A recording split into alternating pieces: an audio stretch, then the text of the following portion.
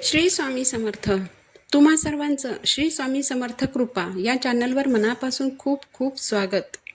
स्वामी महाराज तुमच्या सर्व चांगल्या इच्छा पूर्ण करोत हीच स्वामींच्या चरणी प्रार्थना करते आणि आजच्या नवीन व्हिडिओला सुरुवात करते. प्रत्येक व्यक्तीचं श्रद्धास्थान जे असतं ते म्हणजे त्याच्या घरातील देवघर आणि त्या देवघरातील देवी देवता. आपल्या हिंदू संस्कृतीत प्रत्येक घरात देव्हारा हा असतोच आणि आपण आपल्या देवघरातील देवांची नित्यनेमाने पूजा देखील करीत असतो. देवघर म्हणजे घरातील सर्वात महत्त्वाची आणि घराचे पावित्र्य राखणारी मंगल जागा. घर लहान असो की मोठे, आपल्या घरात छोटंसं का होईना देवघर हे असावंच. आणि ज्या ज्या गोष्टी आपण आपल्या देहासाठी करतो त्या सर्व गोष्टी देवांसाठी देखील कराव्यात. घरातील देवघर जर नियमाप्रमाणे असेल तर घराला त्याचे फायदे होतात. घर लहान जरी असले तरी वास्तुशास्त्रानुसार देवघर कुठे असावे, देवघरासाठी योग्य दिशा कोणती, देवघरात देव कसे ठेवावेत, कोणते देव ठेवावेत, जाणून घेऊया देवघराशी संबंधित काही महत्त्वाच्या गोष्टी. देवघरामध्ये देवांची मांडणी करताना श्री गणेशाची मूर्ती ही सर्व देवतांमध्ये केंद्रभागी ठेवावी, कारण गणपती बाप्पा हे प्रथम पूजनीय आहेत. देवघरात जर बाळकृष्ण श्री विष्णू मूर्ती असेल तर या मूर्तींच्या डाव्या बाजूला लक्ष्मी मातेची मूर्ती असावी, कारण पत्नीचे स्थान हे नेहमी पतीच्या डाव्या बाजूला असते, म्हणूनच तिला वामांगी म्हटले जाते. महादेवाची पिंडी आणि अन्नपूर्णा माता शेजारी शेजारी असाव्यात, कारण अन्नपूर्णा माता हे पार्वतीचे रूप आहे.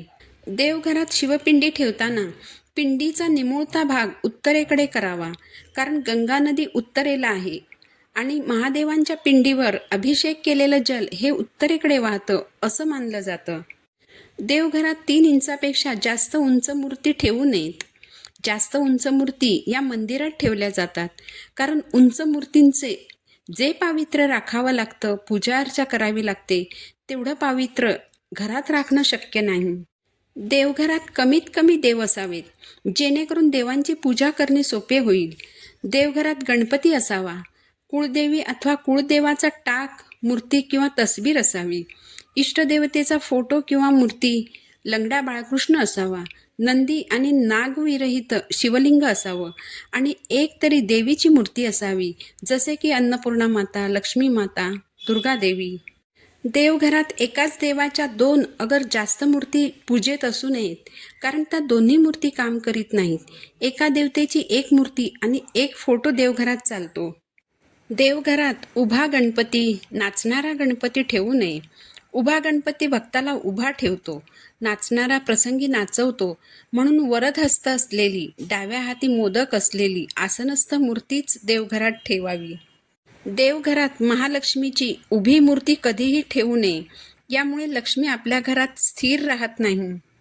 आपल्या देवघरात आपल्या कुलदेवतेचा एक तरी फोटो किंवा मूर्ती असावी, कारण कुळदेवी ही आपल्या कुळाचं रक्षण करीत असते. आपल्याला आपले कुलदैवत किंवा कुलदेवता माहीत असणे गरजेचे आहे. जर माहीत नसतील तर आपल्याला बऱ्याच संकटांना तोंड द्यावे लागते. देवघरात अंगठ्याच्या आकारा एवढे शिवलिंग ठेवावे. देवघरात एकच शिवलिंग ठेवावे. शिवलिंग दगडी असेल तर उत्तम आणि दगडी नसेल तर पितळेचे ठेवले तरी चालेल. देवघरात ठेवायचं शिवलिंग हे नाग आणि नंदी विरहित असावं, कारण शिवलिंगावर अभिषेक केलेलं जल हे नंदीवर पडू शकतं आणि असं झालेलं भगवान महादेवांना आवडत नाही.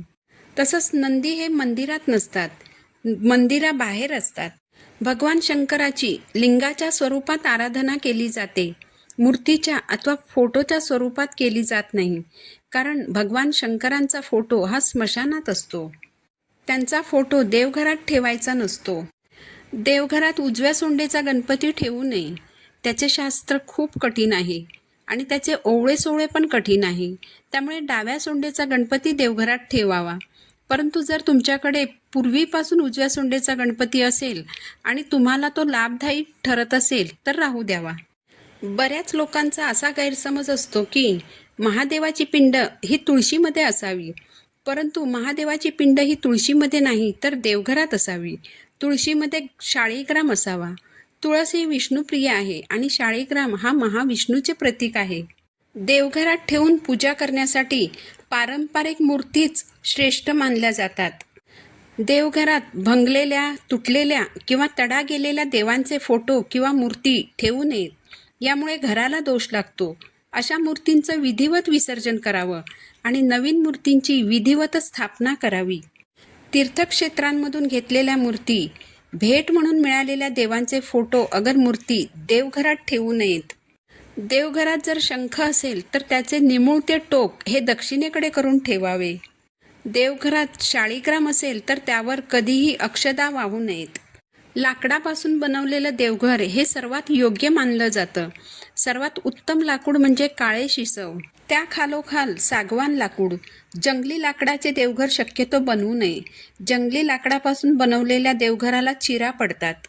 घरामध्ये देवघर अशा ठिकाणी ठेवावे जेथे दिवसभरात काही काळासाठी थोडा तरी सूर्यप्रकाश पोहोचेल. ज्या घरात सूर्यप्रकाश आणि हवा येत राहते त्या घरातील बरेच दोष आपोआप नष्ट होतात. सूर्यप्रकाशामुळे घरातील नकारात्मक ऊर्जा नष्ट होते आणि घरात सकारात्मक ऊर्जा प्रवेश करते. घरातील सकारात्मक ऊर्जेचा संचार वाढतो. देवघर बनवण्यासाठी उत्तम दिशा म्हणजे घराचा ईशान्य कोपरा, म्हणजे उत्तर पूर्व दिशेला देवघर बनवावे. या दिशेला देवांची पूजा केल्याने देवदेवता लवकर प्रसन्न होतात. घरात ईशान्य दिशेला देवघरासाठी जागा रिकामी नसेल तर देवघर हे तुम्ही पूर्व, पश्चिम किंवा उत्तर दिशेला बनवले तरी चालेल, परंतु दक्षिण दिशेला कधीही देवघर ठेवू नये, कारण दक्षिण दिशा ही यमदेवाची दिशा आहे. घरात जर जागा कमी असेल आणि त्यामुळे देवघर भिंतीला लागून वर ठेवावे लागणार असेल तर देवघर भिंतीवर खिळ्याला लटकवून ठेवू नये. एखादी लादी भिंतीमध्ये फिट करून त्यावर देवघर ठेवावे. देवघराला कधीही कळस नसावा. कळस हा मंदिराला असतो. देवघरात कुळदेवीचा टाक असल्यास तो पंचधातूचा असावा. देवांची पूजा करताना ती आसनावर बसूनच करावी. उभे राहून पूजा करावी लागणार असेल तरीही आसनावर उभं राहूनच पूजा करावी, कारण विना आसन केलेली पूजा ही भूमीला प्राप्त होते. दुर्वा, तुळशीपत्र, बेलपत्र यांनी मूर्ती झाकून टाकू नये. देवांनाही श्वासोच्छवास घ्यायला जागा ठेवावी.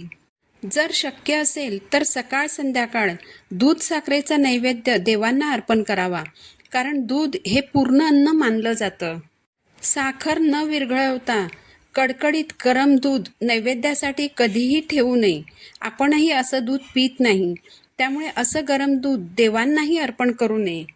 देवघरात ठेवावयाचा पाण्याचा कलश हा देवांच्या उजव्या बाजूला प्लेटमध्ये थोडे तांदूळ ठेवून त्यावर ठेवावा. देवघरातील दिव्यात तेल आणि तूप एकत्र घालून दिवा लावू नये. देवघरात तेलाचा दिवा हा आपल्या उजव्या बाजूला आणि देवांच्या डाव्या बाजूला लावायचा आहे आणि तुपाचा दिवा आपल्या डाव्या बाजूला आणि देवांच्या उजव्या बाजूला लावायचा आहे. देवघरातील देवदेवतांच्या मूर्तींची आणि फोटोची तोंडे पश्चिम दिशेला असावीत, म्हणजे पूजा करणाऱ्या व्यक्तीचं तोंड पूर्वेस होईल. देवघरामध्ये देवांच्या मूर्ती समोरासमोर ठेवू नयेत. देवघरात पिण्याच्या पाण्याचा छोटा पेला भरून ठेवावा. दुसऱ्या दिवशी हे पाणी थोडं घरात शिंपडावं आणि उरलेलं पाणी हे झाडांना घालावं. देवघरात पूर्वजांचे फोटो ठेवू नयेत. पूर्वजांचे फोटो लावण्यासाठी दक्षिण दिशा योग्य आहे. देवघरामध्ये शनीची मूर्ती अथवा शनियंत्र पूजू नये. यामुळे सर्व जीवन संकटमय आणि उदास होते. शनिदेवाची पूजा ही शनी मंदिरात जाऊनच करावी. देवघरात गायत्री मातेची पूजा करू नये, कारण गायत्री मातेचे स्वरूप हे पराकोटीचे पवित्र असते. तेवढे पावित्र्य घरात जपणे अशक्य असते. देवघरामध्ये यंत्रे ठेवायची असल्यास ती उभी ठेवू नयेत. यंत्रे नेहमी जमिनीशी समांतर मांडावीत. देवघरामध्ये मुंजाची पूजा करू नये. यामुळे देवदेवता काम करत नाहीत. शिवाय मुंजास बंधनात अडकवल्यामुळे पूजा करूनही त्याचे शापच मिळतात. घरामध्ये मारुतीचा फोटो ठेवला तर चालेल, पण देवघरामध्ये मात्र मारुतीचा फोटो ठेवू नये, कारण मारुती ब्रह्मचारी आहे. यामुळे कुटुंबाचा वंश खंडित होण्याची भीती असते. दत्तक गेलेल्या घराण्याचे अगर बुडीत घराण्याचे देव देवघरात पूजू नयेत. त्यांचे विसर्जन करावे, नाहीतर पूजकाचा वंश बुडू शकतो. देवघरामध्ये मसोबाची पूजा करू नये. यामुळे कुळदेवीचं छत्र कुटुंबावर राहत नाही. देवघरामध्ये काळभैरवाची देखील पूजा करू नये. ते शंकराचे उग्र, कडक आणि भयानक रूप आहे. देवघर हे नेहमी स्वच्छ आणि प्रसन्न ठेवावे. देवघरात धूळ साचू देऊ नये. देवघराच्या वर अगरबत्ती, कापूस किंवा निर्माल्य अशी अडगळ साचून ठेवू नये.